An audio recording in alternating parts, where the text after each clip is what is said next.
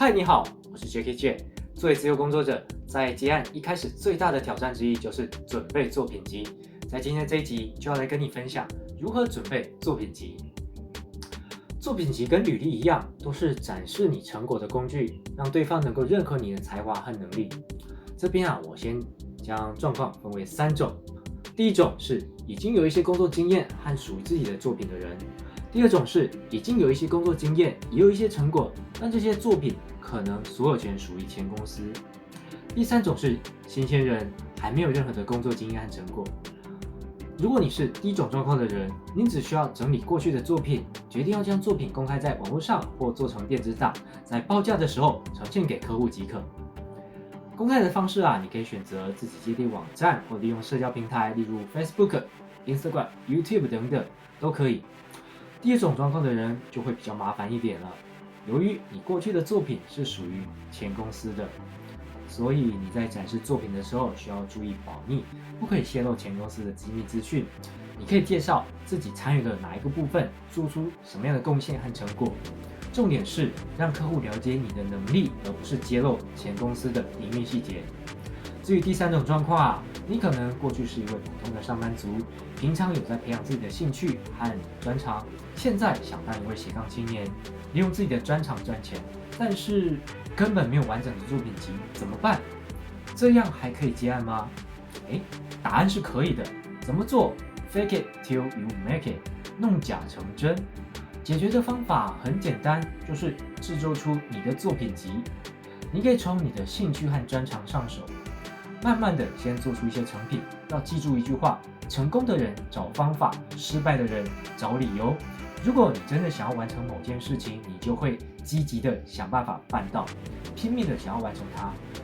举例来说，当安海瑟薇在断背山试镜的时候被问到他会不会骑马，他虽然不会，但是他仍然回答说：“我骑得很好。”最后他成功演出了该电影，并且骑马表现优异。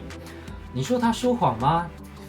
当下是，但是从结果来看，并没有如果你真的想要接案，就要站在客户的立场思考，客户想要什么，但是想要你帮他把他的问题解决你可以帮他解决问题吗？如果可以，就要提供客户你能够完成的证明。如果真的不行，也不要强行答应，小心弄巧成拙。你可以尝试先生出一些案例来，比方说你看到一项产品，这个样式或者是服务功能不是你想要的，你可以试着加入你的想法，改造这个产品，做出改造前、改造后的样子，这样你就可以更有说服力。或者你可以试做一部分，提供样本给客户看。你也可以想一个企划比方说你看到市场有个议题，你可以试着提出你的想法，让大家看到你解决问题的方式和成果。如果你碰到千载难逢的机会，想要让业主相信你可以做到，并且马上决定，你可以学安海瑟薇的方法，非常有自信的答应，然后秀出你会做出的成果。比方说，如果你是做设计的，你一定有听过 Canva， 上面有非常多免费的素材可以使用。这时候你就要思考，上面的素材可不可以商用？可以。如果想要做出同样的风格，能不能做得出来？能，那就直接拿来用。再举一个摄影的例子，网络上有非常多免费可商用的摄影图库，你可以在上面找到客户喜欢，而且你也拍得出来的风格的照片，这样也是一种快速接案的方法。但前提是你要真的做得出来，这样才是真正的 fake it till you make it。常常有人会误会弄假成真，真正的意思，总以为只要一直假装，总有一天就会变成真的。No， 事实是你必须非常非常努力，才能把假的变成真的。最后，不要忘记在作品集中展示自己的风格和个性，让客户知道你的独特之处，这也是区隔你跟他人的关键因素。